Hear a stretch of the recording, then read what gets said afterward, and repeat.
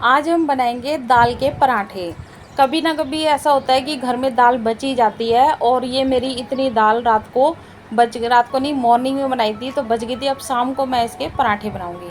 अब वैसे तो दाल के साथ होता क्या है कि चावल खा लेते हैं, बट हम दाल के साथ चावल खा चुके थे और उसके बावजूद भी इतनी दाल बच गई। कोई बात नहीं, अब देखते हैं इसके पराठे हम किस तरह से बनाते हैं और उसे कैसे खाते हैं।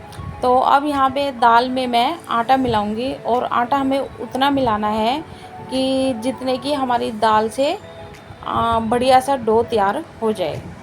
तो अगर आपकी दाल में नमक मिर्च कम है तो आप इसमें हल्का सा डाल सकते हैं, और अगर सही है तो डालने की ज़रूरत नहीं है। दूसरा ये भी आप पे निर्भर करता है कि आप इन पराठों को चाय के साथ खाएंगे, अचार या दही के साथ, या फिर सब्जी के साथ। अगर चाय के साथ खाओगे तो आपको थोड़े चटपटे और तीखे चाहिए होंगे। तब ऐसी स्थिति में आप इसमें और नमक मिर्च कच्चा प्याज भी डाल सकते हैं, क्योंकि कच्चे प्याज का टेस्ट भी बेटर आता है। तो ये अरहर की दाल थी, और अरहर की दाल तो वैसे भी टेस्टी होती है। तो अब मैंने इसे आटे में गूंद लिया है। पहले मैं चम्मच से ही मिलाऊंगी, और फिर बाद में इसे आटे की तरह बिल्कुल उसमें हमें क्या कहते हैं, दाल में गूंदना है।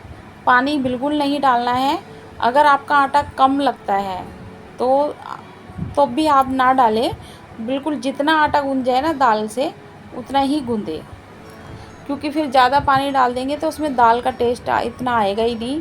और जो ये हम पराठे बनाते हैं ना, क्योंकि दाल में तड़का भी लगा होता है देसी घी का, मैक्सिमम देसी घी का ही तड़का लगता है, और इसमें जो भी आपने डाला होता है वो सब मसाले थोड़े बहुत तो होते ही हैं। तो ये पराठे इतने सॉफ्ट हो जाते हैं, कुछ दाल से, कुछ मसालों से, और कुछ घी से। तो अब मैं बस हाथ में थोड़ा सा तेल लगा के इसको इवल कर रही हूँ। एक सा बना के डो कम से कम 10-15 मिनट के लिए रेस्ट पे रख देंगे। तो जब इसे रेस्ट पे रख देंगे तब तक हमारा आटा थोड़ा सही हो जाएगा। अब हमारे आटे को 10 मिनट हो चुके हैं। अब मैं इसके पराठे तैयार करूँगी। तो पराठे जो यहाँ पर हम तैयार कर रहे हैं, ये आज हम आलू की सब्ज़ी के साथ एंजॉय करेंगे। और आलू की सब्ज़ी तो मैंने सूट नहीं कर पाई हूँ, क्योंकि अचानक ही दाल को देख के प्रोग्राम बना कि आप दाल के पराठे बनाएं। बट आलू की सब्ज़ी है ना, वो भी बहुत टेस्टी बनी थी और कुछ अलग तरीके से बनाई थी। तो किसी और उस पे वीडियो में मैं वो रेसिपी शेयर करूँगी। तो अब एक लोई लेंगे और उसमें इस तरीके से बेल कर थोड़ा थोड़ा रिफाइंड लगा लेंगे। आप जिसमें भी पराठे बनाते हो, सरसों का तेल, देसी घी या फिर रिफाइंड, और इस तरह से लोई बनाकर ये चौरस पराठा मैं इससे तैयार कर रही हूँ। तो ये आटा बहुत ही सॉफ्ट गूंथता है, तो बीच बीच में आप इसमें पॉलीथिन लगा लीजिएगा, नहीं तो ये सारा होगा क्या कि चकले पे चिपक जाएगा। और कोशिश करें कि छोटे छोटे से ही पराठे बनाएं, ज़्यादा बड़े नहीं। और ये येलो कलर के इतने अच्छे लगते हैं क्योंकि कुछ दाल से रंग आ जाता है, और हल्दी तो दाल में डली होती है, तो बिना रंग डाले ही ये बहुत बढ़िया से बन जाते हैं। अब ये मैं आलू की सब्ज़ी दिखा रही थी, पर इसमें वीडियो आया ही नहीं है आलू की सब्ज़ी का।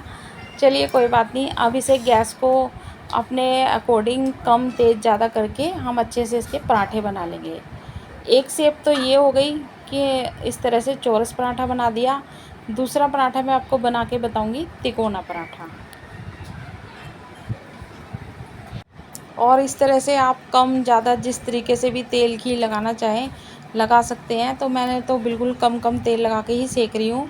और ये पराठे है ना, खाने में इतने सॉफ्ट होते हैं कि बच्चे इंतज़ार करेंगे कि कब दाल बचे और कब मम्मी से हम पराठे बनवाएं। क्योंकि ये पराठे ऐसे इसमें आपको स्पेशली तैयारी नहीं करनी होती है, और साथ ही साथ बची हुई दाल का यूज भी हो जाता है।